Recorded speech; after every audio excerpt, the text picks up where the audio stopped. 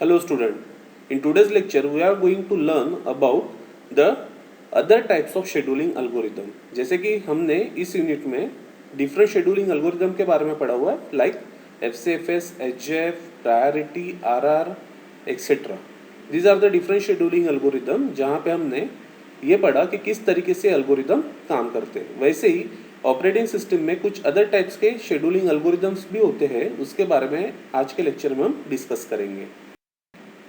So the learning outcome, understand the concept of other scheduling algorithm. जो other scheduling algorithm है उसके concept को आज हम इस लेक्चर में समझने वाले हैं. So prerequisite हमारा ये रहेगा जो हमने previous लेक्चर में पढ़ा हुआ है, priority scheduling algorithm and RR scheduling algorithm. जो हमने previous लेक्चर में पढ़ा था वो हमारा prerequisite रहेगा for the today's lecture. Before starting the scheduling algorithm, we have to revise the process state. जैसे कि आपको पता है कि हम हर एक लेक्चर में जब हम शेड्यूलिंग एल्गोरिदम को डिस्कस करते हैं तो हम इस डायग्राम को जिसको हम प्रोसेस स्टेट बोलते हैं, इस डायग्राम को हम सबसे पहले एक बार रिवाइज करते हैं. सो जॉब क्यू में अगर प्रोसेस है तो उसकी स्टेट क्या रहेगी, न्यू. जब प्रोसेस आएगी रैम के पास में तो वो रहेगा हमारा ready queue, the state of process is ready. Then the device queue and running state में जब प्रोसेस रहेगी दैट मीन्स प्रोसेस किसके पास में होगी, सीपीयू के पास में. सो this is the process state. इस डायग्राम से रिलेट करते हुए हमने अभी तक के शेड्यूलिंग एल्गोरिथम को समझा हुआ है. Now the other scheduling algorithm. Following are the different other scheduling algorithms. These are multi level queue scheduling algorithm, multi level feedback queue scheduling algorithm and multi process scheduling algorithm. These are the different scheduling algorithm. यहाँ पे ये algorithm में हम क्या कर रहे हैं कि हर एक एल्गोरिदम की अपनी एक स्पेशलिटी रहेगी, उसका एक वर्किंग स्टाइल रहेगा, तो हम हर एक एल्गोरिदम को यहाँ पे वन बाय वन समझेंगे. सो सबसे पहला आएगा हमारा multi level queue scheduling algorithm. So before understanding the multi level queue scheduling algorithm, हम इसके लेबल को अगर हम पढ़ेंगे, multi level queue scheduling algorithm, that means what कि here more than one queue is used for scheduling the processes. So हम यहाँ पे समझेंगे कि किस तरीके से यहाँ पे एक से ज़्यादा क्यू यूज होते हैं for scheduling the processes. So a multi-level queue scheduling algorithm partitioning the ready queue into the several separate queues. So we have to understand first कि multi-level queue scheduling में क्या होगा कि जो ready queue रहेगा उस ready queue के हम number of partition बनाएंगे जिसको हम क्या बोलेंगे, several separate queues. अभी तक के हमने जो शेड्यूलिंग एल्गोरिदम देखा वहाँ पे क्या था कि जो हमारा रेडी क्यू था वो एक ही रेडी क्यू था, बट मल्टी लेवल में क्या हो रहा है कि हम उस एक रेडी क्यू को क्या कर रहे हैं, पार्टीशन क्रिएट कर रहे हैं और मल्टीपल रेडी क्यूज को, सेपरेट क्यूज को हम रेडी कर रहे हैं. So the processes are permanently assigned to one queue generally based on the some property of the process such as memory size, process priority or the process type. Each queue has its own scheduling algorithm. अभी यहाँ पे क्या हो रहा है कि ready queue को हमने पार्टीशनेट किया इनटू द डिफरेंट क्यूज और हर एक क्यू में एक पर्टिकुलर टाइप की प्रोसेस हम अलॉट कर रहे हैं और जो भी पार्टीशन यहाँ पे होंगे हर एक पार्टीशन का खुद का क्या होगा, एक शेड्यूलिंग एल्गोरिदम. सो इसको हम बोलेंगे multi level queue scheduling algorithm. For example, separate queues might be used for foreground and background process. The foreground queue might be scheduled by the round robin algorithm and while the background queue is scheduled by the FCFS algorithm. अगर हमको यहाँ पे एक example लेना है किस चीज़ के लिए, for the background process and the foreground process. So अगर बैकग्राउंड प्रोसेस होगी तो हम बैकग्राउंड प्रोसेस के लिए अगर मैं यहाँ पे मल्टी लेवल क्यू शेड्यूलिंग की बात कर रहा हूँ तो ये पर्टिकुलर क्यू में जाके बैकग्राउंड प्रोसेस एग्जीक्यूट हो रही है और अगर मैं फोरग्राउंड प्रोसेस की बात कर रहा हूँ तो पर्टिकुलर क्यू में जाके फोरग्राउंड प्रोसेस एग्जीक्यूट हो रही है. बट जो हमारा क्यू था उस क्यू को हमने पार्टीशनाइट किया और पार्टीशनाइट में हमने क्या कर दिया, one is reserve for the foreground process, one is reserve for the background process. So foreground की प्रोसेस उस क्यू में जाएगी और बैकग्राउंड की प्रोसेस सेकेंड क्यू में जाएगी. और अगर मैं यहाँ पे उस क्यू की बात कर रहा हूँ तो यहाँ पे फोरग्राउंड जो क्यू रहेगा वहाँ पे हो सकता है हमने राउंड रॉबिन एल्गोरिदम अप्लाई किया और जो बैकग्राउंड रहेगा वहाँ पे हो सकता है हम FCFS एल्गोरिदम अप्लाई करके रखे होंगे. सो हम अभी यहाँ पे डायग्राम के थ्रू इस कंसेप्ट को समझते. सो this is the multi level queue scheduling algorithm. So here अगर आप इस डायग्राम को देखोगे, सो this is the complete Q, but हमने मल्टी लेवल में क्या हो रहा है कि हम क्यू को पार्टीशनेट कर रहे हैं डिफरेंट क्यूज में. So after doing the partition, so these are the different queues. So एक क्यू का नाम है सिस्टम प्रोसेस, सेकेंड क्यू का नाम है इंटरएक्टिव प्रोसेस, थर्ड क्यू का नाम है इंटरएक्टिव एडिटिंग प्रोसेस, फोर्थ का नाम है बैच प्रोसेस, और लास्ट का नाम है स्टूडेंट प्रोसेस. अब ये फिक्स नहीं रहेंगे, ये वेरिएबल हो सकता है, मतलब यहाँ पे कुछ क्यूज बढ़ भी सकते हैं या फिर कुछ क्यू कम भी हो सकते हैं. सो इस डायग्राम में हमको ये समझ रहा है कि एक कंप्लीट क्यू था, उसमें हमने पार्टीशन क्रिएट किया हुआ. So these are the different queues, और these are the different queues में क्या हो रहा है कि जो भी प्रोसेसेस रेडी क्रिएट होगी सिस्टम में, और वो प्रोसेस जिस कैटेगरी की होगी उस कैटेगरी के क्यू में जाके वो प्रोसेस अपना एग्जीक्यूशन कंप्लीट करेगी. और हर एक क्यू में हम यहाँ पे अलग अलग शेड्यूलिंग एल्गोरिदम अप्लाई कर सकते हैं या फिर हम वहाँ पे अप्लाई करेंगे. So system process, it's a one type of queue after doing the partition. Interactive process is another type of queue. Interactive editing process, it's again another type of queue. Batch process, student process, these are again the another type of queue.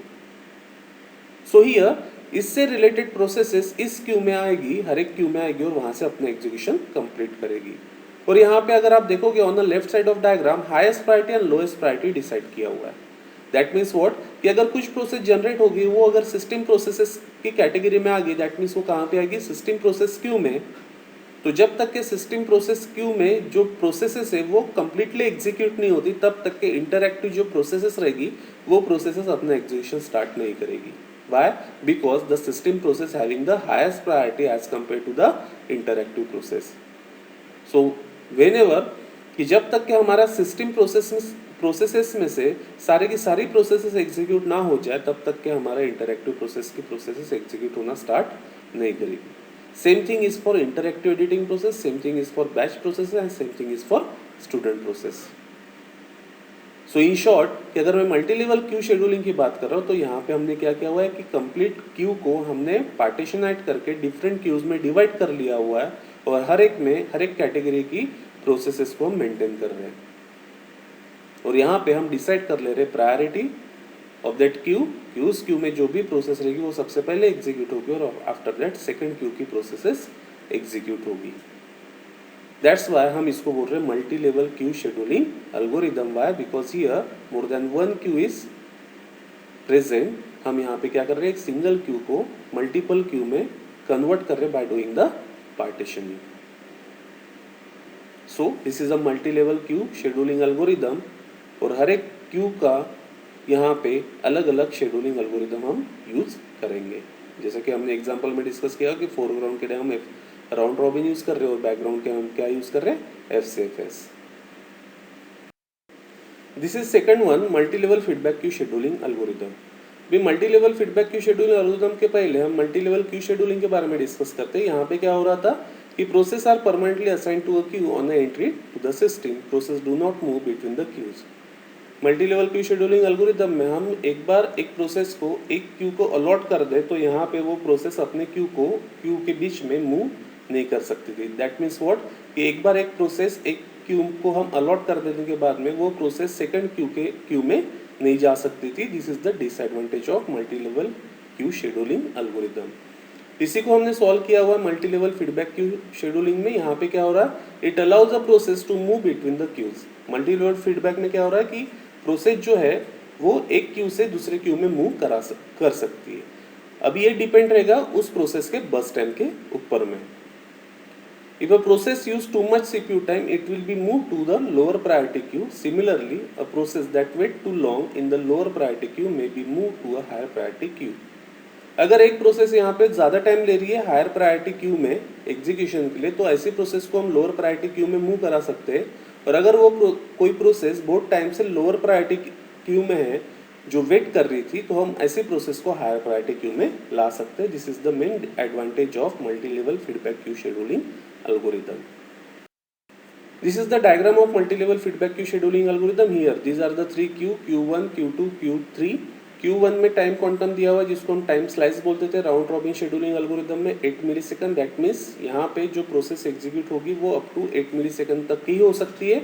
अगर किसी process का burst time 8 milli second से ज़्यादा होगा तो वो अपना execution कहाँ पे कंप्लीट करेगी, Q2 में, जिसका टाइम क्वांटम दिया हुआ है 16 मिली सेकंड। और अभी भी अगर यहाँ पे प्रोसेस अपना एग्जीक्यूशन कंप्लीट नहीं कर पाई तो प्रोसेस कहाँ पे आएगी, Q3 में, जहाँ पे हम अप्लाई करेंगे simply FCFS।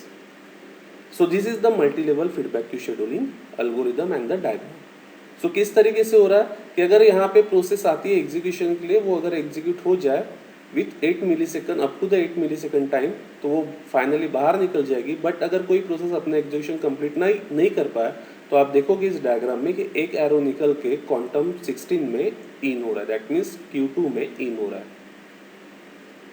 So this is what, कि अगर कोई प्रोसेस अपना एग्जीक्यूशन Q1 में कंप्लीट नहीं कर पाए तो वो कहाँ पे आके रुकेगी, Q2 में।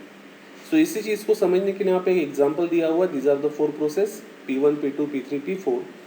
Time is 7, 9, 28, 31 milli second. तो ये चारों की चारों प्रोसेस सबसे पहले Q1 को ही अलॉट होने वाले। तो यहाँ पे P1 प्रोसेस एग्जीक्यूशन के लिए गया तो आप देखिए यहाँ पे कि टाइम क्वांटम रेडी क्यू का है यहाँ पे 8 मिली सेकंड और P1 का टाइम क्वांटम टाइम रिक्वायर्ड था 7 millisecond. That means P1 is executed. But अभी अगर P2 यहाँ पे जाएगा तो P2 यहाँ पे सिर्फ 8 मिली सेकंड तक ही एग्जीक्यूट होगा और अभी भी P2 का 1 मिली सेकंड का एग्जीक्यूशन बचा हुआ है। तो आप देखोगे यहाँ पे कि एक एरो निकल के क्वांटम 16 में जा रहा है। दैट मीन्स Q2 में जा रहा है। तो यहाँ पे P2 प्रोसेस जो है अपना 8 मिली सेकंड का एग्जीक्यूशन Q1 में एग्जीक्यूट कर लेगा, कंप्लीट कर लेगा और रिमेनिंग 1 मिली सेकंड के लिए कहाँ पे आएगा, Q2 में। अभी ये यहाँ पे Q2 में वेट कर रहा है। After that P3 process execution के लिए जाएगा Q1 में। Q1 में वो 8 मिली सेकंड एग्जीक्यूट होगा बट स्टिल अभी भी उसका एग्जीक्यूशन कंप्लीट नहीं हुआ। तो रिमेनिंग टाइम P3 का रहेगा यहाँ पे 20 मिली सेकंड। तो वो कहाँ पे आ जाएगा, Q2 में। सो अभी Q2 में कितनी प्रोसेस रहेगी, P2 and P3। Y, because P2 का 1 मिली सेकंड का एग्जीक्यूशन बचा हुआ है और P3 का 20 मिली सेकंड का। आफ्टर P3 P4 एग्जीक्यूशन के लिए जाएगा Q1 में और वो अपना 8 मिली सेकंड का एग्जीक्यूशन कंप्लीट करेगा। तो रिमेनिंग टाइम उसका रहेगा 23 मिली सेकंड। तो P4 भी कहाँ पे आ जाएगा, क्वांटम 16 में। दैट मीन्स रेडी Q2 में। So now there are 3 processes in a Q2, P2 process with the 1 millisecond time, P3 process with the 20 millisecond of time and P4 process with the 23 millisecond of time.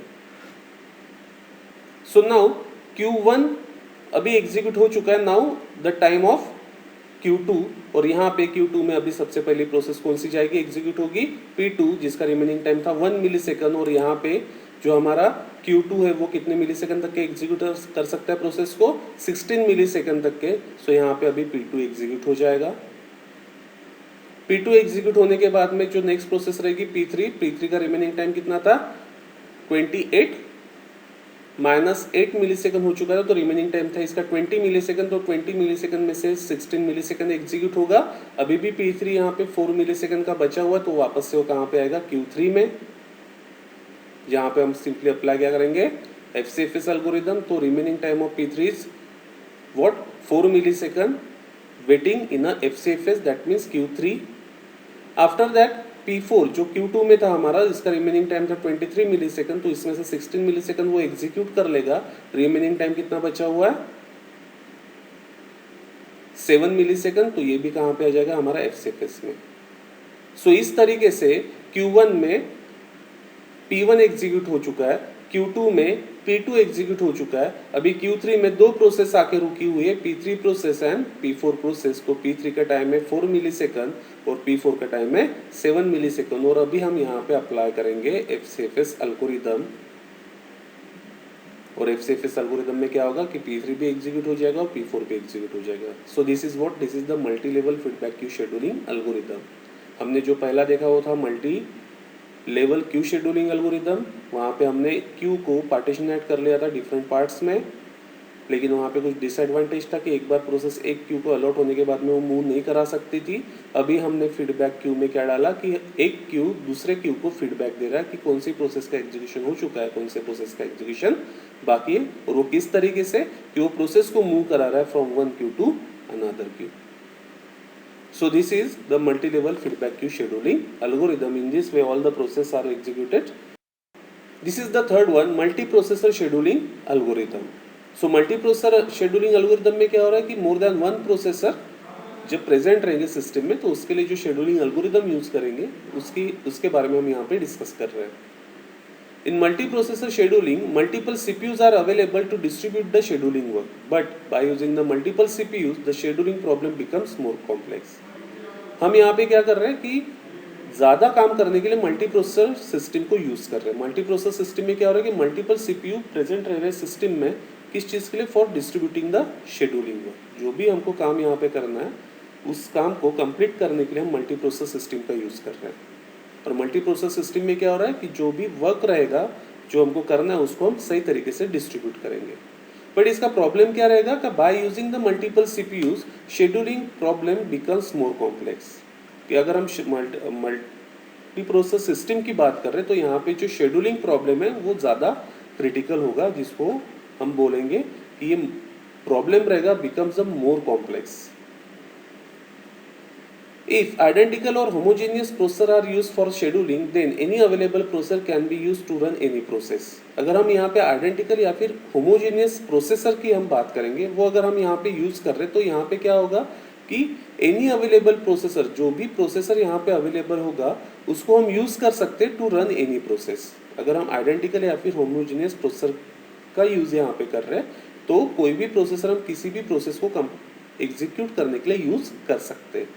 Two different approaches are used for the multiprocessor system scheduling: asymmetric multiprocessing and symmetric multiprocessing. अभी अगर हम यहाँ पे multiprocessor scheduling की बात करें तो दो टेक्निक्स यहाँ पे होगी जिसका यूज हम यहाँ पे कर सकते हैं. First one is asymmetric and second one is symmetric.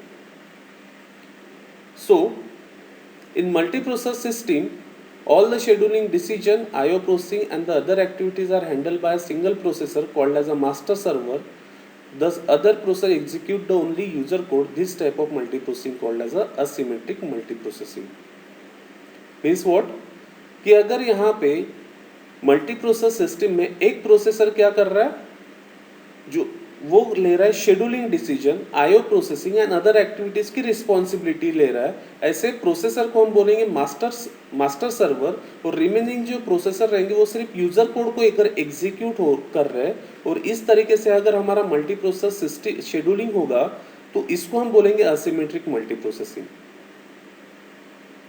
Again repeat कि यहाँ पे असिमेट्रिक मल्टी प्रोसेसिंग में क्या होगा कि this is the multiprocessor scheduling algorithm. और यहाँ पे क्या हो रहा है कि एक से ज़्यादा प्रोसेसर रहेगा अवेलेबल और वो भी आइडेंटिकल और होमोजेनियस प्रोसेसर रहेंगे, जिसके वजह से क्या हो सकता है कि हम कोई भी प्रोसेसर को कोई भी वर्क अलॉट कर सकते हैं. बट ये अलॉट करने का जो तरीका है यहाँ पे दो अप्रोचेस है.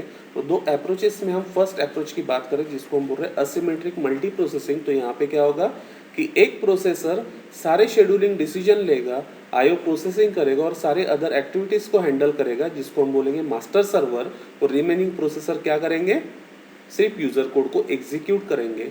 और अगर हमारा मल्टी प्रोसेसर सिस्टम कुछ इस तरीके से हमने डिजाइन किया हुआ है तो इसको हम बोलेंगे asymmetric multi processing. Here one is a master and another are the slave processor. So master processor हर एक डिसीजन लेगा और अदर प्रोसेसर क्या करेगा, स्लेव प्रोसेसर सिर्फ यूजर कोड को एग्जीक्यूट करेगा. तो ऐसे मल्टी प्रोसेसिंग को हम बोलेंगे asymmetric multi processing. Now in symmetric multiprocessing, self-scheduling for each process is used. In this system, a common ready queue may be used for all the process or a separate private ready queue may be used for each processor. अभी symmetric में क्या होगा कि self scheduling, हर एक processor खुद का self scheduling करेगा और हर एक शेड्यूलर के पास में खुद का रेडी क्यू भी हो सकता है या फिर एक कॉमन रेडी क्यू भी हम यहाँ पे यूज कर सकते हैं. अगर इस तरीके से हमने मल्टी प्रोसेसर सिस्टम को डिजाइन किया हुआ तो इसको हम बोलेंगे सिमेट्रिक मल्टी प्रोसेसिंग. एक में क्या था, one is a master another are the slave, तो वो था हमारा असिमेट्रिक मल्टी प्रोसेसिंग. और सिमेट्रिक में क्या है कि सेल्फ शेड्यूलिंग यहाँ पे होगा, खुद हर एक प्रोसेसर के पास में खुद का रेडी क्यू हो सकता है या फिर कॉमन रेडी क्यू भी वो यूज कर सकता है. ऐसे मल्टी प्रोसेसिंग को हम बोलेंगे symmetric multi processing. So a separate scheduler is provided for each processor to check the ready queue and select the process to execute. It must ensure that two processors do not choose the same process and that process should not lose from the queue. अभी यहाँ पे हर एक processor के लिए यहाँ पे separate scheduler हो सकता है, जैसे कि मैंने बोला कि सेपरेट क्यू हो सकता है या फिर कॉमन क्यू भी हो सकता है. बट यहाँ पे एक प्रॉब्लम ये भी रहेगा जिसके तरफ हमको ध्यान देना पड़ेगा, इंश्योर करना पड़ेगा कि एट द सेम टाइम दो प्रोसेसर सेम प्रोसेस के लिए रिक्वेस्ट ना करें. या फिर हो सकता है कि दो प्रोसेसर अगर रिक्वेस्ट करे और वो प्रोसेस किसी के तरफ ना जाए और रेडी क्यू से वो प्रोसेस स्किप हो जाए, ऐसी प्रॉब्लम यहाँ पे हो सकती है. In this scheduling, workload among all the processors must be balanced to utilize the benefit of having the multiple processor. If balancing is not provided, then one or more processors may sit idle and other processor may have a high workload. यहाँ पे एक advantage ये भी रहेगा कि जो advantage था हमारा मल्टी प्रोसेसर सिस्टम को यूज़ करने का, वो हम यहाँ पे प्रॉपर तरीके से यूज़ कर सकते हैं, क्योंकि सारे के सारे प्रोसेसर के ऊपर में यहाँ पे वर्कलोड जो रहेगा वो सेम रहेगा. अगर हम वर्कलोड को बैलेंस नहीं कर पाए तो प्रॉब्लम क्या होगा कि कुछ प्रोसेसर आइडियल रहेंगे और कुछ प्रोसेसर कंटिन्यूसली वर्क करते रहेंगे. So this is the problem जो यहाँ पे मल्टी प्रोसेस सिस्टम में शेड्यूलिंग में हो सकता है. These are the some MSBD question. Draw and explain the multi level queue scheduling algorithm. Draw and explain the multi level feedback queue scheduling algorithm and explain the multi processor scheduling algorithm. So these are the 3 main important question on this topic other scheduling algorithm. और exam में आपको इसमें से question 100% पूछा जाएगा. Summary of learning. आज के lecture में हमने डिस्कस किया about the other scheduling algorithm, जिसमें हमने पढ़े multi level queue scheduling, multi level feedback queue scheduling and the multi processor scheduling algorithm. In the next lecture we will discuss about the deadlock. Next lecture में हम discuss करेंगे deadlock. Thank you.